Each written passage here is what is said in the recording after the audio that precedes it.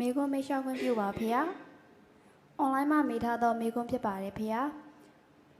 လူသေးရင်တေပြီးတာနဲ့တက်ပြောက်ဆုံးကတ်ချိန်3ရက်ပြည့်မြေချသို့မဟုတ်မိသက်ကြိုချိန်အဲ့လိုချိန်တွေမှာရဟန်းများကပေးရွတ်ဖတ်ပေးကြပါတယ်ဖေဟာ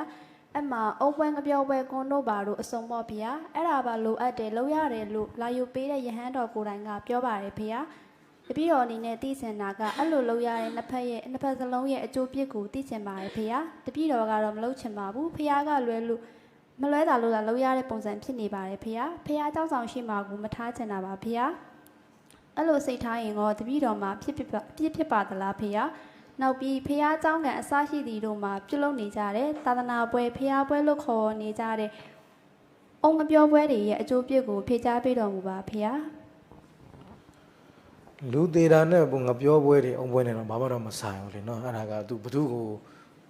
ပူဇော်ပတာလည်းတော့မသိဘူးအဲ့ငပြောပွဲအုံပွဲကိစ္စကလည်းလူသေးရင်တော့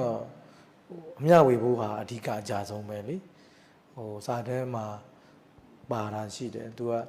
တည်သွားတဲ့ပုံကိုယ်တွေကိုသူကကုသိုလ်ကောင်းမှုလုပ်ပြီးတော့အမျှဝေပေးဖို့ပဲလေသူတို့ကိုဒီတိုင်းရောအင်းလို့ချကြွေးလို့မှမရတာကွယ်လွန်သွားတဲ့ပုံကိုယ်တွေဒါလည်းသူကလည်းအဲ့ဒီမှာပိတ်တာဖြစ်နေအောင်မှလူဖြစ်နေလည်းဘာမှအမျှဝေလို့လည်းမရအောင်နှစ်ပြည်ရောက်နေလည်းအမျှဝေလို့မှမရတာသူပိတ်တာဖြစ်နေမှ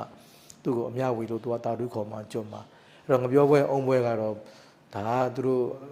ဘယ်လိုခေါ်မလဲရိုးရာဓလေ့လို့ဖြစ်နေတော့လေဘာလို့ပွဲတင်ဆိုတာမျိုးဖြစ်နေတာငပြောပွဲအုံပွဲကတော့သာသနာတော်ကတော့မလိုအပ်ပါဘူးเนาะသာသနာပွဲတွေဆိုတာလည်းဘယ်ကနေပေါ်လာမှန်းတော့မသိဘူးဒါသာသနာမှာအစင်လာတော့မဟုတ်ဘူး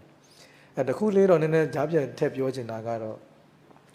နဲ့တင်တယ်ဆိုတဲ့ကိစ္စလေးရတော့နည်းနည်းပြောစရာတော့ရှိတာပေါ့ဥစ္စာနေ့စဉ်ရုပ်ဖက်နေတဲ့ယတနာတုတ်ထဲမှာလေဒီဝါစရတောစဟရန္တိရေပလိန်ဆိုတာလေနော်အဲ့တော့အဲ့ဒီမှာရေဟရန္တိရေပလိန်ဆိုစကားတစ်ခုပါတယ်ဒါမြတ်စွာဘုရားပြောတဲ့စကားလေးအဲ့ဒါနော်ပရိကြီးမှာယတနာတုတ်ထဲမှာဘုရားကိုယ်တိုင်ပြောတာနတ်တွေကိုဘုရားကစောင့်ရှောက်ပေးဖို့မေတ္တာရက်ခံတဲ့စကားအဲ့ဒီတုတ်ကိုနည်းနည်းဘာသာပြန်ကြည့်ရင်သိလိမ့်မယ်လူတရားဓမ္မတွေကတဲ့လူပုဂ္ဂိုလ်တွေကဒီဝါစာနေကင်းဘက်မှာရောရတောစာညမှာရောသင်တို့ကိုဗလိန်နော်ဆိုတော့ဗလိဆိုတဲ့နေရာမှာစကားဘာသာပြန်နှစ်ခုရှိတယ်နိခေကနေတိယမြန်မာဆရာတော်ကြီးတွေတော့ဗလိနတ်စာတင်တယ်လို့ဘာသာပြန်တာပေါ့နော်ဒီဗလိကိုအဲ့တော့သင်တို့ကိုနေရောညရောဗလိနတ်စာတင်တဲ့ပုဂ္ဂိုလ်တွေရှိတယ်အဲသူတို့ကိုစောင့်ရှောက်ပေးပါလို့မြတ်စွာဘုရားကနတ်တွေကိုပြောတာရှိတယ်ယတနာတုတ်ထဲမှာလေနော်အဲ့တော့ဒီဝါစာရတောစာဟရန္တိရေပလိနော်